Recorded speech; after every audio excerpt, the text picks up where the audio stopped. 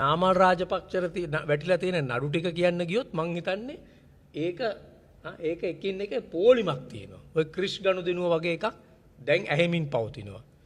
නාමල් රාජපක්ෂ ඇවිල්ලා ඉන්නේ නාමල් රාජපක්ෂගේ ප්‍රශ්න විතරක් නෙමෙයි මුළු පවුලම ඔය 5 දෙනාම තව ඉදිරි මාස දෙක ඇතුළත ඔය 5 දෙනාම ඉරගෙවල් 4-5ක තමයි ඉන්නේ.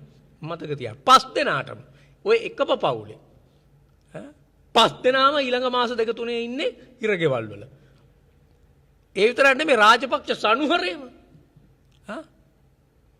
බාප්පලට වරෙන්තුත් තියෙනවා. පැනලා ඉන්නේ.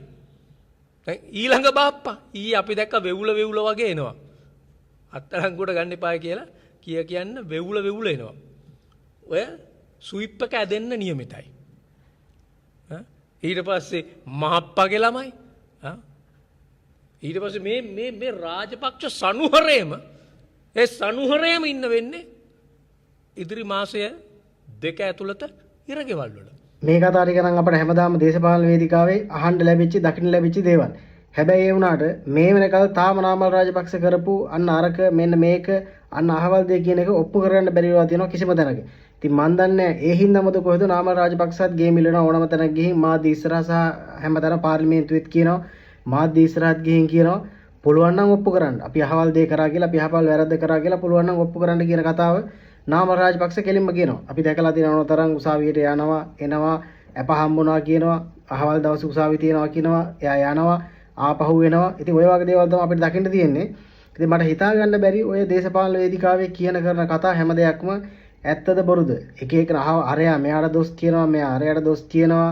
ඊට පස්සේ මෙයා අරයාට තවත් චෝදනාවක් නගනවා. අහවල් කෙනා තවත් අනිත් කෙනාට චෝදනාවක් නගනවා.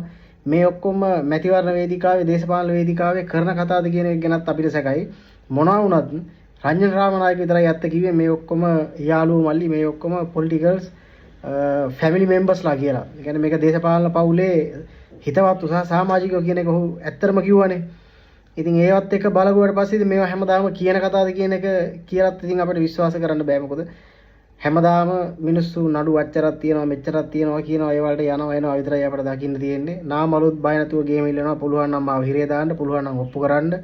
එතකොට මේ කට්ටියට අහවල් එක තියෙනවා මේ කට්ටියට මෙන්න මේ වගේ නඩුවක් තියෙනවා ඒවත් කතා කරන්න මේවත් කතා කරන්න කියලා කියනවා. මොනවා වුණත් ඉතින් අපිට තියෙන්නේ බලාගෙනමු තවත් මේ ආණ්ඩුවට අවුරුදු 3ක් විතර ඉස්සරහට තියෙනවා මේ 3 ඇතුළේවත් මොනවා හරි දෙයක් කරයිද කියන එක.